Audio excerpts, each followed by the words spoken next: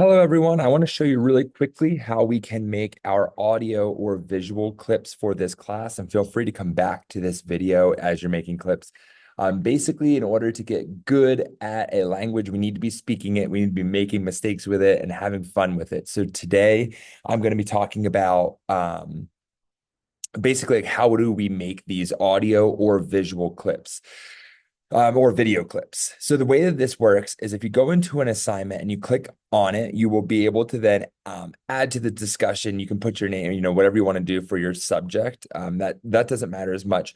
But what we're going to do is we're actually going to go down, and when we click on our message, you're going to have two different options to submit this.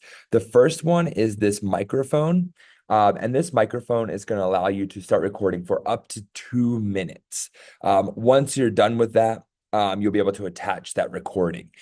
We are going to be using each other's recordings to review our Spanish in this class as well. The second way that you can do this is with a video clip. And if you click start recording, you'll see a video pops up. And this is recording you right away. So make sure that you can, you're ready to go as soon as that video pops up. And then same thing when you're done, you can just attach that recording to the post here.